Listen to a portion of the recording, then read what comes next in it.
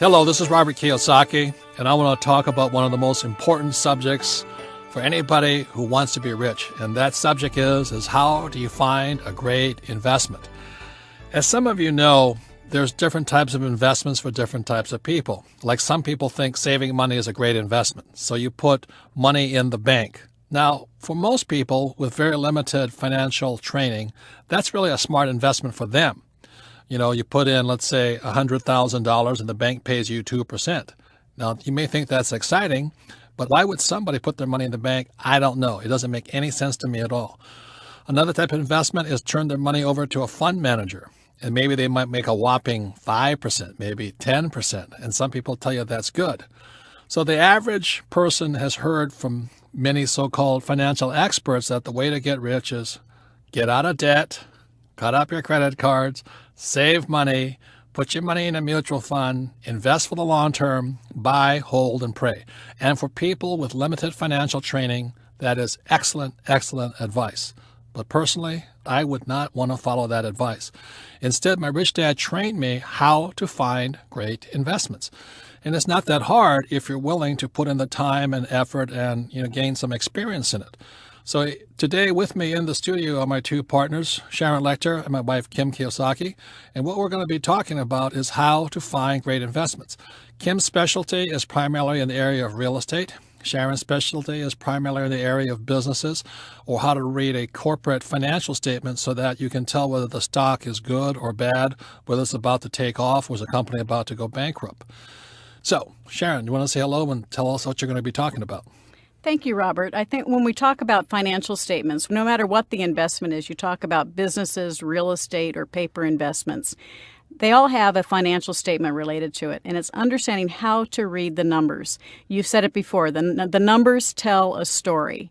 So it's how do you read the numbers, how do you find out the story, and how do you find the real story behind the numbers? And that's what we're going to be talking about today. And that's why Rich Dad's game, Cash Flow 101 and Cash Flow 202, plus the electronic versions of the game is so important, is because those are the only games that teach you how to read a financial statement.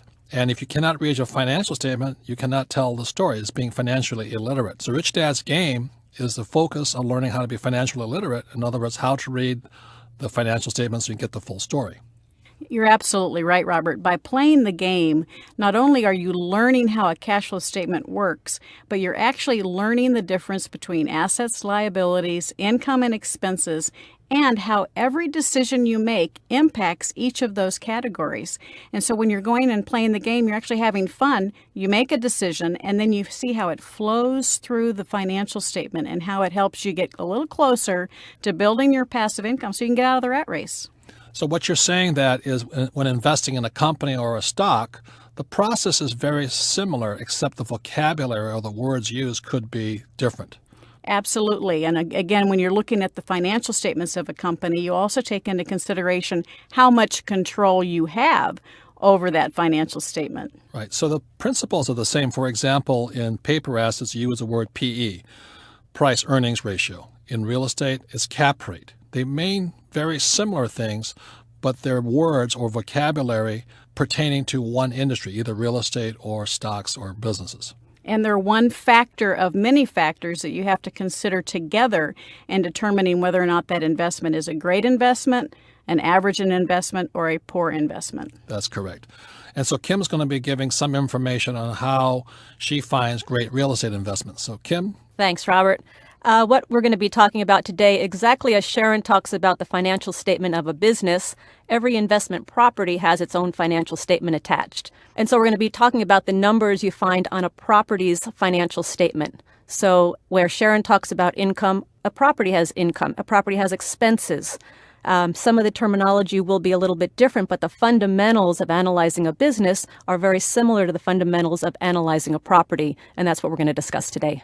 And what's also important to understand, which is in the product Choose to Be Rich, which is the overall big picture fundamentals of whether you want to be a successful rich person, is the tax laws are different. So both investments, businesses, and real estate have taxes, but sometimes are treated differently in taxes.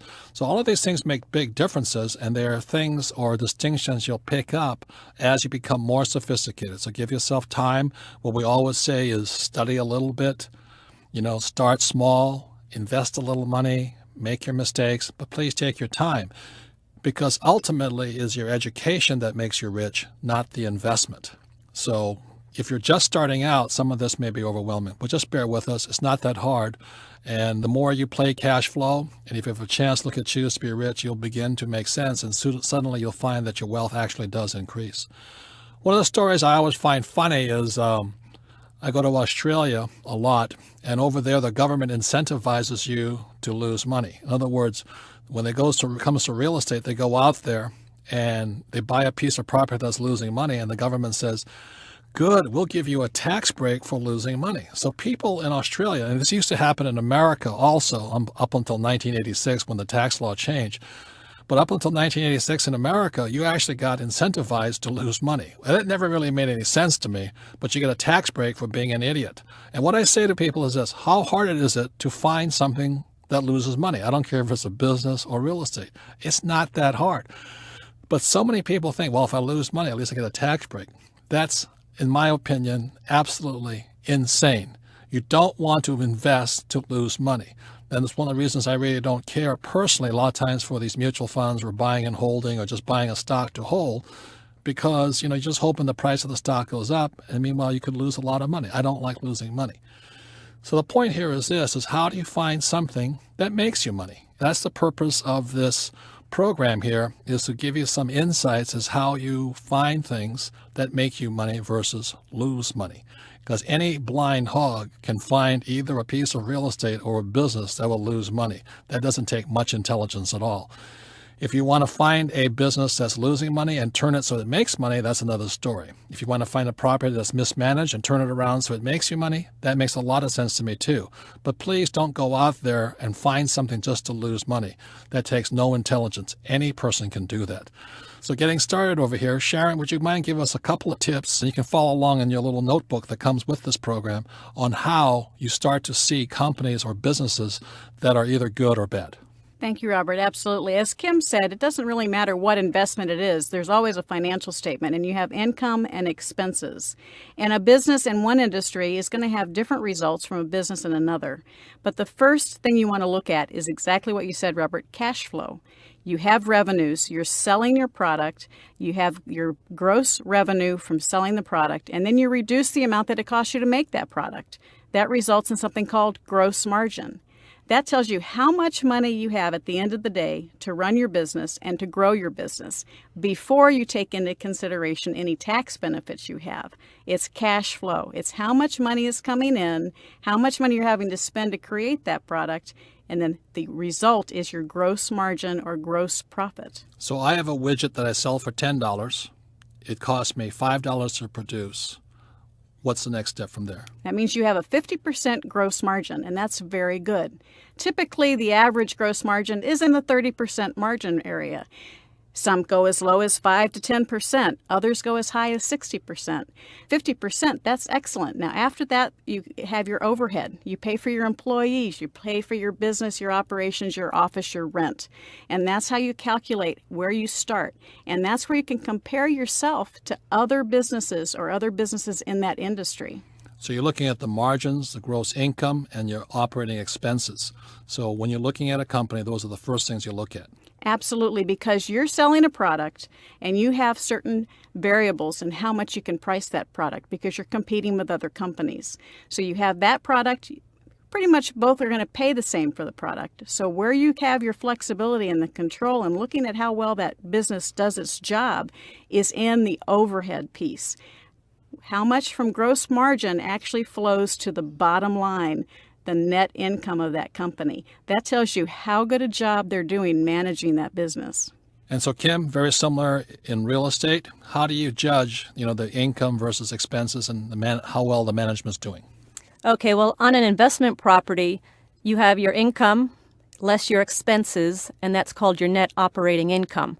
Now, your income on a property is made up primarily of 3 items. One is your rents, and your rents are affected by the location of the property because every town has its good areas, its bad areas, its college areas. They all may dictate different rents. Also take into account the size of the units and the type of units. Do you have 1 bedroom, studios, 2 bedrooms? Are they large units, small units? all of those items ultimately determine what you can charge for rent on your property. The second item that affects your income is the vacancy rate. Now, if your vacancy rate, which means how many units you have empty, is very low, that means that you may have an opportunity to increase your rent. If your vacancy rate is very high, meaning you have a lot of units that are vacant, then can you turn that around and increase the value of the property and get more rent for your property? The last property you and I bought was a property with high vacancy. Yes. And many people would see that as a negative, but we saw that as an opportunity. Right, because we're able to turn that around. So the point here is this, is many times, and I think Sharon will agree with this, where we make money as investors is we have to see where somebody mismanaged the asset, whether it's a business or real estate. Would you say that's true? Absolutely. You see an opportunity in the management of the business. And it goes back to what we talk about the BI Triangle in the Choose to Be Rich program. It's not necessarily the product, it's the management of the overall system, whether it be real estate or a business. You can spot opportunities where it's been mismanaged and increase the bottom line and make more money, make the business more profitable, and get a profit and be able to sell that business. And one of the reasons mutual funds are tough, because even if you find a mutual fund that's mismanaged, it doesn't mean that you can do anything about it. So all you can do is basically sell and get out. There's very little that you can do to change the management structure to improve the profitability. So those are things you consider before you become an investor. Question number one is, how good a manager am I? If you're a very good manager of businesses, then maybe you should look at investing in businesses. If you're really good at managing property, maybe you should look at managing property. And if you're very good at managing options, which is the trends, markets going up and markets going down, maybe you should be an options trader or, something like this. So in finding a good investment, one of the first questions you need to ask yourself is, what's my experience? What's my education? And how good a manager I am? Because if you're a bad manager, all investments will be bad. And that's exactly true of real estate, because, Robert, you and I love to find properties that are mismanaged, because normally then we can get it for a lower price, and we do have the team now in place. I certainly didn't when I started out, but we now have the team in place that can turn it around and make that property run very smoothly. Okay, the third point that affects your income, we call it other income. It might be income from laundry, from parking, you might have a recreation center you can rent out. So those are basically the three items that make up income on an investment property: your rents, your vacancy rate, and the other income of the property. The main question you want to ask regarding income on an investment property is, how can I increase the income on this property? Or reduce my expenses. Or reduce the expenses. Because if you can do that, then you ultimately increase the value of that property.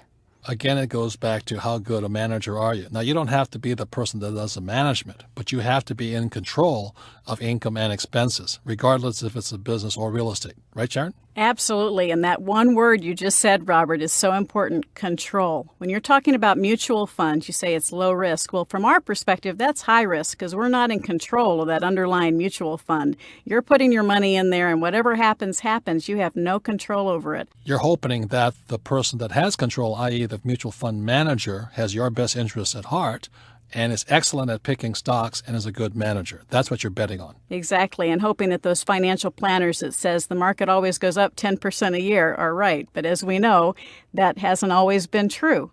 And so as you get more education and more management skills, you can go into businesses and or real estate, and the education is what gives you the control and the better management skills. So what you see inside your workbook here are basically a pro forma statement for real estate and a financial statement from a business.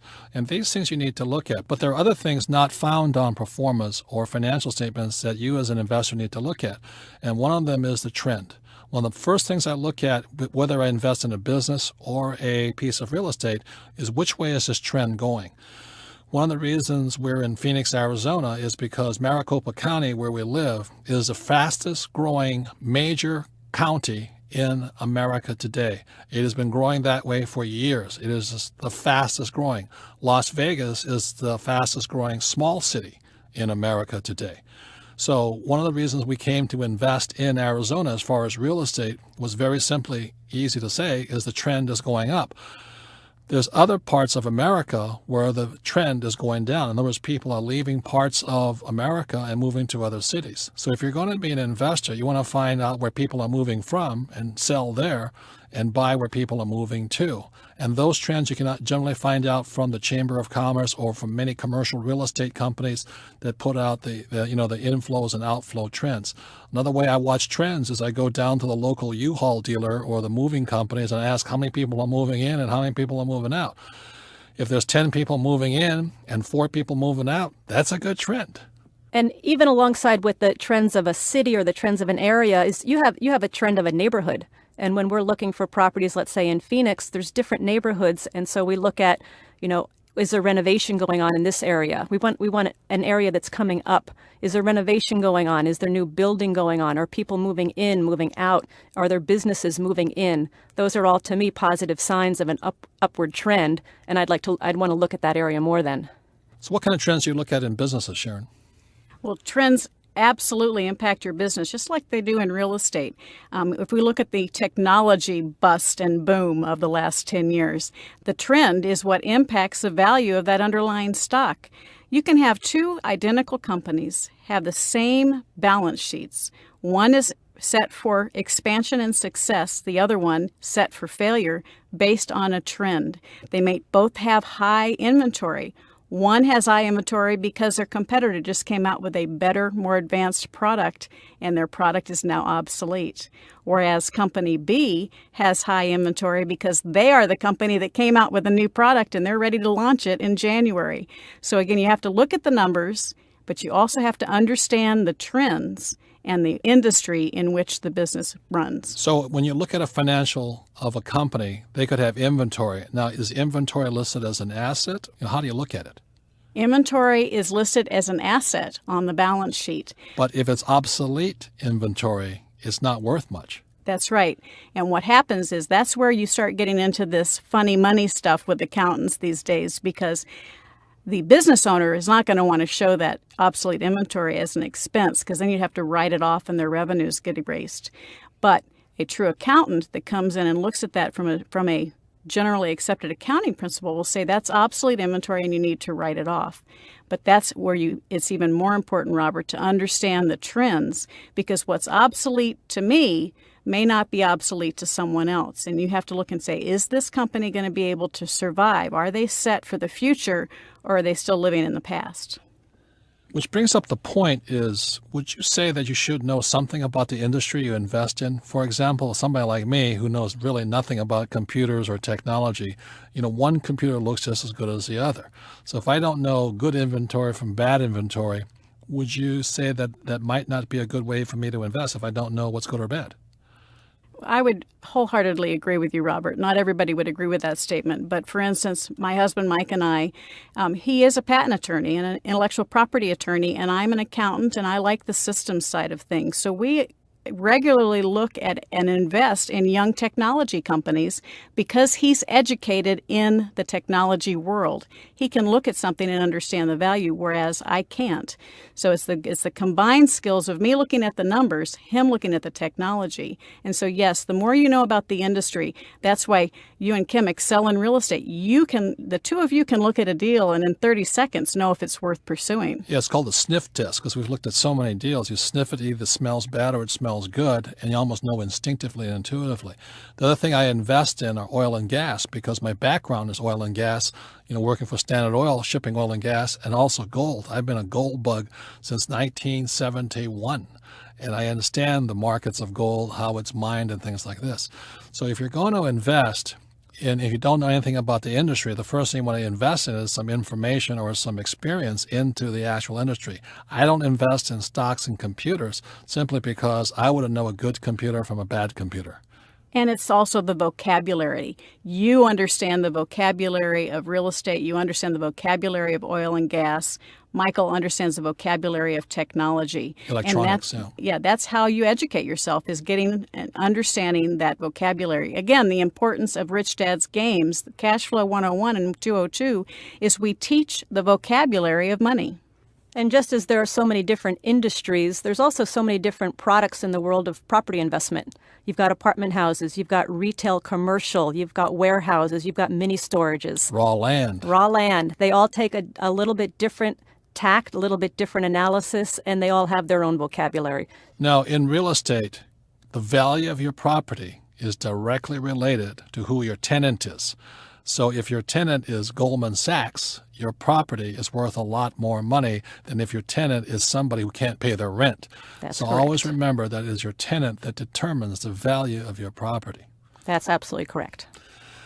The other part I want to say about how you find a good investment is you'll probably make a lot of mistakes at the start because you yourself may not know what's good or bad. So that's why we always recommend starting small. But I'd like to share with you an idea of where you want to go to. When I look at a piece of property, if I can't make 100% on my money, I don't even consider it. And where a lot of times people try and make their money in property especially, and it happens in buying businesses, is they try and be cheap or they lowball the person. So here's a property for $1 million and they don't want to pay $1 million, so they offer $700,000 for it. And they think that's really smart investing. That to me is really it's smart, but it's kind of lame. If you really want to be a great investor, you look at the property. The seller's asking $1 million or $100,000, whatever it is for it. Your question should be, how do I turn that $1 million into $2 million? That's your question. If you can do that, it's a good investment at that price. But if you look at it, it's $1 million and all it's worth is $1 million, so you try and buy it for $700,000. I mean, that's kind of a waste of time because you're only looking at a 30% margin there also. So when we look at businesses, it's almost like, 1,000% sometimes. If I see a product, can I get 10 times that? Can I get 100 times that? That's what I'm looking at. Can I get 1,000% times that? And most average investors, when they look at investment, they look at the price versus its underlying value. And so somehow when you look at a piece of property, which is most easy for most people to look at, ask yourself this. If it's $100,000, can I make it $200,000? If it's a business, can that business grow 100%? And if it can, then it's a worthwhile business. And the way you find that out is basically by trial and error, thinking creatively, looking outside the box. Like Sharon's son, Philip works with the Rich Dad Company. It's one of the best people we've ever employed. And I said to him the other day, I said, the reason you're not finding good real estate deals is you're looking for real estate deals you can afford. If you're going to be good in business, whether it's real estate or business, if you're going to be a good investor, whether it's business or real estate, you have to see value that somebody else doesn't see. So I told Philip to take a run at one of Kim's properties, which is a $2 million property. His job is to look at the property and figure out how he's going to take that property to $4 to $5 million. If he can do that, he'll see value that Kim doesn't see. And that's why he'll become a rich person in his life. But what most investors do, they look at the price versus the value or what the future use of the value is. For example, a farmer may look at a piece of raw land and see it as valued as $10,000. A real estate developer will look at that same piece of raw land and see that $10,000 property really worth $1 million if he or she puts, new houses on it and develops the property. So a farmer has one value for it. A real estate developer has another value for it. Same piece of land. So if you're going to be a successful investor, it's not the price. It's the ultimate end value. Can you change the use? Can you take an apartment house and change it to condominiums? That's how you make your money. Not by trying to be cheap and lowballing and doing all those herky-jerky types of things. You really have to look at it as an investor and seeing future value, not current value. Any comments on that, Sharon? Well, I couldn't agree with you more. I think when you look at a piece of property, it's what your experience and what your background is how you can grow that property. A mortgage broker would look at a pro forma differently than Kim might look at the pro forma. And it's that education and learning from each of that and having the right members on your team, because it's not up to just you. That's what's so valuable about the Choose to Be Rich program. It helps you form your team so that you can get the input from your attorney, from your tax person, because when you look at the price, that's only one piece of information. When a tax accountant looks at a piece of raw land, they don't see much there. In fact, they don't get very excited at all. They don't get excited about it. But if a tax accountant sees that you might build some property on it, build an improvement, an apartment house on it, they also get a little concerned because the tax laws are different for a builder than for a investor. Now, let's say the same tax accountant sees a building on the same piece of property, all of a sudden they get more excited because the tax laws really favor a piece of property with a fixed improvement already upon it, which you can depreciate. So your accountant, which is in Choose to Be Rich, is so important at looking at the tax value of either the business or a piece of real estate. Is that correct, Sharon? As a CPA, is that true? Absolutely. And that's one of the factors that when you see the price, you have to look at the tax impact to understand what the true value is. I couldn't agree with you more. Is there any tax advantage to buying a piece of raw land? In a word, no. Not really, unless you No. have some future views for it. Right. The tax advantage is how you're going to incorporate and invest that land. If you're just going to hold it, no, there's not a tax advantage because you cannot depreciate raw land. Right. Now, if I'm going to build on that property, do I get the same tax advantages as somebody who already buys a fixed building? It depends on whether you're building once or if you build on a regular basis. Are you a builder by trade? If you're a builder by trade, that's considered ordinary income. If you're building as an investor and it's a one-time thing. So the standard accounting response, Robert, is always, it depends. And that's why in Choose to Be Rich, you'll find out the emphasis on having the right team, the accountants and the attorneys. So please look at Choose to Be Rich, which is probably our very basic fundamental product for anybody who chooses to be rich. It's the complete, foundation for people who want to be rich. If you just want to make a quick buck and, buy a property and flip it, you don't need Choose to Be Rich. But if you actually plan to build your wealth upon a strong foundation of either businesses or real estate or stocks, please look at Choose to Be Rich because it is about the foundation. So Kim, continuing on, what do you have to say about finding a great investment? All right. Well, I want to go back to one point that you made, Robert, which I think is so important, which is starting small. Because when you're talking about, how you can ramp up a property from $1 million to 10 million, I hear people sometimes say, "Oh yeah, I'm going to buy these 100 units and condo convert them." Well, have you done that before? No, never done that before. So one of the keys really where you're going to get your experience is starting small. I started with a little 2-bedroom, 1-bath house in Portland, Oregon, put $25 a month in my pocket, and I started learning on that. Then I went to other single-family homes and 6-plex and 12-plex, but that's where I got my experience. And when you talk about, we call it the upside on a property, where can you really improve the value of the property? What's the upside of the property? So much of that comes from experience and actually doing it. And we more than 10 times our money on those properties, didn't we? Yes, we did. And the reason we more than 10 times our money on those investments was very simply because the market in Portland, Oregon had crashed at that time. So we would put in like $5,000 and walk away with $50,000 about 2 years later. So those are the types of investments you look at. So we took in the trends, but also looked at the numbers. The areas we're buying were great areas. So all of these factors come in, but the numbers are important, but you need to look outside the numbers and get the experience. And the more experience you have, the richer you become. If you're just doing this for the quick buck, you may as well go to Las Vegas and play blackjack. And you say you have to look outside the numbers. It reminds me, just last year, I got this pro forma, which is basically a projected financial statement. And the numbers just looked fantastic. I was so excited about it. And I just thought, yes, this is the best deal I've ever seen. And I drive to the area, and it was a slum. I mean, there's couches and there's motors in the front yard. There's houses with no doors or windows. And I'm like, hey, it looks really good on paper, but there's a few other pieces missing. And what was missing with that property, it could have been a good property, but it was an area that was still going down. It wasn't coming up. If it was a bad property in an area that was improving, then that would have been a find. So then that goes again to the area or the trend of that area. The same happens in business. You have to look outside the property, look at the ongoing trend. That's exactly right, Robert. We've talked about this in Choose to Be Rich, where you're looking to solve a problem. And that can apply whether it's real estate or a business. If you see a problem that can be solved, you can impact the bottom line and increase the value of that property, whether it be real estate or business. You can't do that in a mutual fund, but you can do it in your own business. And that's why when we talk, and Kim is absolutely right when she talks about starting small in real estate. It's also a good idea to start small in business. We talk about starting a part-time business on the side so you can learn your mistakes, and those mistakes are little. Or better yet, play the game's cash flow, Rich Dad's game, and learn with paper money. Another way to find great investments is take on great partners. For example, we have Ken McElroy, who's the leading property manager in the Southwest United States right now. So he becomes our partner very simply because all day long, while we're looking at Rich Dad's business, he's looking at property on a regular basis. So he is on the pulse of the great deals. So Sharon, you and Michael are part of the Arizona Technology Board? Yes, we're members of several organizations, Robert. One is Licensing Executive Society and also Patent Law Association, Michael is a member of.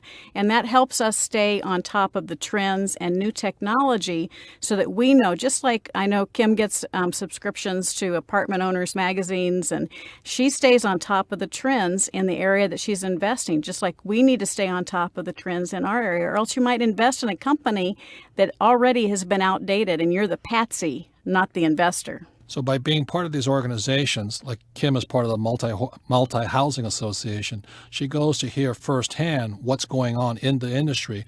So Sharon, by being part of the technology industry, she hears of the up and coming new companies which you can invest in also. So that's part of how you find the great deals, be it business or real estate, is by being an insider in the industry. So we find it by having Ken McElroy, who's looking at property all day long. That's his business, and he lets us know where areas coming up, areas coming down, and the good deals coming back on the market. Is that correct, Kim? That is, and it's a really good point. How do you find a great investment? Is there's so many resources out there. For instance, the Multi-Housing Association. I hear seminars. I deal with other apartment owners. I learn from vendors. I find out what's happening, who's buying what, where. So there's a ton of resources in all these different organizations for business, for real estate, any type of organization you're involved in. There are so many resources in the people that are actually out there doing it. So what you want to do is have partners who are in the industry. The other way we find great deals is we have brokers. Like we have the #1 real estate broker in Arizona as part of our team, and Sharon knows the best business brokers and bankers in town who know what's going on in the industry, what's coming on, who's making money, who's losing money, who's bringing in a new CEO. So those are the areas that it's information is what you're dwelling on, right, Sharon? Absolutely. It all comes down to networking. And if you prove yourself in a given area and you have the right network and you have the right people, you're going to hear about a deal before somebody else does. It's like seeing an article in Forbes and then investing in a company. The money's already been made. The insiders have already invested in that, and you're kind of getting on the train at the last stop. So you want to get on the train at the beginning of the ride, and that comes through education, networking, and knowing the right people. Again, you don't have to know it all. You just need to know who to call. And who's already inside the inside. And know the people that are going to call you to let you know a great deal's starting. Right, to let you know there's legal inside information and there's illegal. We highly recommend legal when we talk about inside. And I'm sure, Sharon, it's the same for you. Many of the properties that Robert and I are buying are never ever listed. We usually find out because of our relationships with our brokers and other people in the industry. That's where we get the inside. Absolutely. They know that you are sophisticated. They know you know the market. They know the market's the properties available. They recognize that this is going to save them a lot of money. If they offer it to you first, you say yes. They don't have to go through the effort of advertising it and listing it. They save brokerage fees. It gives everybody a win. But that's, some people get frustrated because they say, well, then why, I'm never going to be able to get into it. But you can. If we can do it, you can do it. It's just a matter of starting to get involved. Educate yourself, start to network, start to get to know the people that are the major players, and find out how you can get to know them and be part of their inner circle. Some of the other points I look at is this is financing. One of the reasons I really don't like mutual funds is because I've got to use my money. And I would rather use somebody else's money. So the reason I love businesses or I love real estate is other people's money. And you can get a higher return the more you use other people's money. So when you look at real estate, you can go to the banker and you say the property is $10 million. If it's a great property and you have a good business plan for the property, it's easy to get the $10 million. Now, I ask most people who have the save and get out of debt mentality, how long would it take you to save $10 million? For most people, it would take quite a while. So a person can get ahead faster by investing in assets that bankers will lend you money on or investors would love to invest in a business on. That's what the stock market is about. If you find a good business with a good management team with great growth, the stock market will give you all the money you want. So you have to look at a factor called leverage. How leverageable is the investment? Mutual funds are made for people with a saver's mentality. So you put your dollar in and it sits there. The other aspect of investing is how insurable is it? When I buy a piece of real estate, I'm required to have insurance on it. When Sharon buys a piece of property, you want to make sure there's insurance on it or the right corporate structure on it to protect it from lawsuits and things like this. The trouble with buying a mutual fund is ask your insurance agent this: will you insure my 401k or my mutual funds from catastrophic loss? The answer is no. Ask your banker if he or she will lend you money to buy mutual funds or stocks? The answer in most cases is no. So the other aspects when looking for good investments are who will give you the money for it. If nobody wants to give you the money for it, maybe you shouldn't put your money in it either. So those are some of the aspects of investing that you can look at. So in closing, Kim, quickly go over some of the other points you have as far as looking at real estate. Okay, and just to reiterate financing terms, that is such a crucial part of the equation because how your property is funded and how much that debt is going to cost you goes right to your bottom line. It goes right to your cash flow, which of course is your income less your expenses less your debt. So the type of financing you put together, the interest rate, all of that is a crucial part of the equation. The one other piece I want to talk to, which of course is very near and dear to my heart, and we've touched on briefly, one of the number one reasons that Robert, you and I buy property is because of the cash flow. And the cash flow, again, it is simply your income less your expense less your debt. So that figure always changes as you're doing your due diligence, as you're looking at how to increase your income, how to decrease your expenses, how to get the best financing of terms. That's what affects your cash flow. Well, this is a very big point because most investors don't invest for cash flow, they invest for capital gains. And what capital gains is, you buy a stock for 10 and it goes to 15, you have a capital gains of 5. To me, that's gambling. I don't like to do that. When I invest, I want cash flow. In other words, putting money directly in my pocket, which is measurable. And I want capital gains. And I want tax advantages. And I want to use my banker's money to invest in it.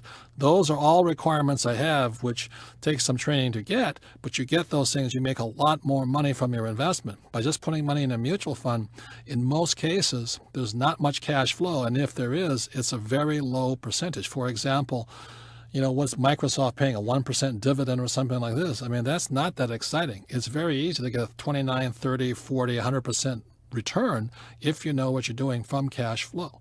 So that's why you need to know the difference between cash flow and capital gains. And most people are invested for capital gains. When they buy their house, they say, my house went up in value. That's capital gains. The trouble with that, you don't know how much it really went up until you actually sell the property. So as an investor, you need to know whether you're investing for capital gains or cash flow. I invest first for cash flow and then for capital gains. Most people just invest for capital gains, which to me is gambling. It's like going to Las Vegas and putting money on the red and rolling. Okay, so the other item you mentioned was a return on your money, and we call that a cash-on-cash return on investment in real estate. So, for example, if I put $10,000 down on a property, and at the end of the year I've got $1,000 going into my pocket, that means I've got a 10% return on my money. And that's always a crucial number that I look for as I'm doing my analysis. And what most people do when they invest money in mutual funds, they put $10,000 in there and they get no money back, but then they call you up and say, well, you've had a capital gains of $1,000. Well, that $1,000 gain is fictitious. It doesn't really belong to you until it hits your pocket. And that's the way you want to look at it. So that's a problem with people investing in capital gains versus cash flow. When people are investing in mutual funds, in most cases, they're investing for capital gains. So Sharon, when you invest, what are you investing for? As an investor, you're looking at both pieces, cash flow and capital gain. But you need to know which one you're looking at. And it's that same $10,000 you're talking about, Robert. If I have $10,000, I can park it in a mutual fund, dollar for dollar. I have the opportunity to buy a piece of real estate where that $10,000 the bank will loan me $90,000, so I can get a $100,000 property for that same $10,000 investment, and I own it all. So instead of owning $10,000 in mutual funds, I own a $100,000 piece of property. And if it goes up by 10%, it's all mine. Yeah, 10% of $10,000 mutual fund is $1,000. But if it's 10% on $100,000 in property, you've made $10,000. So that's the power of using leverage other people's money when you're investing. But the question I have is this: when you're investing in a business, you're really looking for multiples far beyond 10% returns, aren't you? I'm looking for infinite returns, because you can invest $10,000 or you can invest an idea into a business and create the ability to get that cash flow back from sales, and you make an infinite return. So for you, the idea of getting 100% or 1,000% or an infinite return is realistic? Every day. Kim, is that realistic for you? Yes, it is. And so when somebody tells you a 10% return is good, and especially if it's only a 10% capital gains on paper, what do you think about that? That they should put their money in mutual funds. But it's not a good investment, right? No, it's not. That they don't have the education to know how to make those larger multiples. They need to put their money with somebody else can manage it. I'd like to share one of the main reasons I believe most people don't find great investments.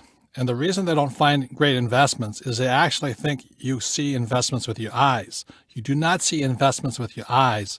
You see investments with your mind. So you must train your mind to see what your eyes often cannot see. Let me give you an example. I have the benefit of traveling throughout the world. And no matter where I go, people say to me, well, you can do that in America, but you can't do that here. Or even if I'm in America, people will say, well, you can do that in Phoenix, but you can't do that in California. What blinds people to great investments are the words, you can't do that, or I can't find that. What you need to do is train your mind to see what your eyes often cannot see. For example, I was in Australia with my friend Kelly Ritchie, and we were walking through this little country town. As I walked through the town, I said, my God, this town is vibrating. It's alive. It's coming up. It's big time. It's still a small town, but I could feel the energy of the town was picking up. And I said, I'll bet you we can find a deal that'll make us $1 million today. So rather than saying you can't do that here, we went to look. So we walked down several stores. We walked through several real estate shops, and we finally walked into one where the real estate agent walked up. She's an attractive young woman. She says, well, what are you gentlemen looking for? I said, I'm looking for an investment that'll make me at least $1 million in a year. She says, I got one for you. So I said, well, take me to it. This took a minute. We drove up the street. There it was, a property. And I took a look at the numbers. It was a 7-unit apartment house, an extra old house attached to it, and 2 extra acres attached in the back of it. She says, all you have to do is build 2 more units back there, and you'll walk away with your $1 million in a year. I said, good. And my friend Kelly Ritchie bought it. So the point here is this: everything's in front of you if you will look for it. What we saw was a brand new built apartment building with only 7 units in it, but it had 2 acres in the back. Also, the property that was attached to it, the older house, could be sold for $500,000 since it was on another piece of land. The point I'm making is this: is not to tell you to go to Australia to buy property. The point I'm saying is this: is opportunities always in front of you, but never say you can't do that here, or I can't find that, or great investments don't exist.